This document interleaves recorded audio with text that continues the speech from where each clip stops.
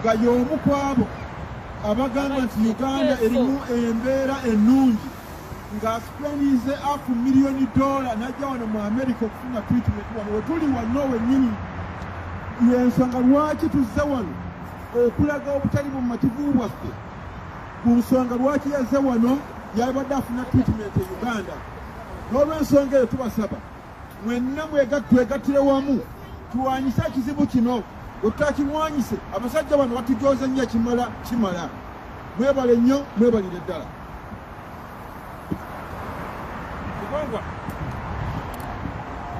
Basebo ne bannyabo Abannayuganda mwenna tukuŋŋaanye wano olw'obulumi bwe tulina mu ggwanga lyaffe Uganda okulabika nga tubulwayo obujjanjabi bo ne balwala ne badduka misinde ne bajja mu nsi zino okubajjanjaba.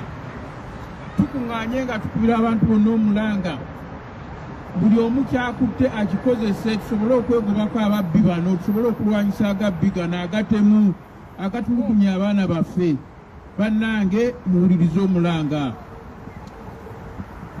People power, our power. People power, our power. People power, our power. People power, our power. People power, our power. People power, our power. People power, our power. People power, our power. People power. Oranya should go back to Uganda. Oranya should go back to Uganda.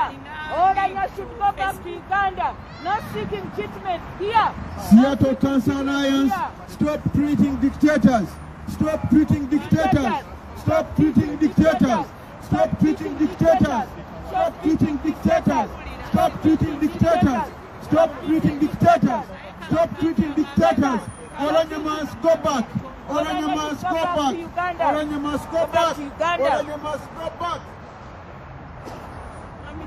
Tuliza tukusharinga bulungi eyo links sina Facebook tujiwereze abalala bafu eno oyinza okunsingikira ka link ne ka sharing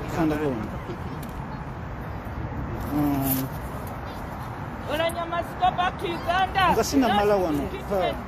Kati omuntu alina Facebook nga mama asobola. Because kati ye kati oli alina Facebook asobola. Kati oli ka ku Facebook akweli. Yes. Go back to Uganda. You should go back to Uganda. No giving treatment here. No giving treatment here. You should go back to Uganda. You should go back to where there is treatment. He said that the country is okay. Why is he coming here? Why is he coming here? Why is he? They are killing our people. They are killing our children. They are killing our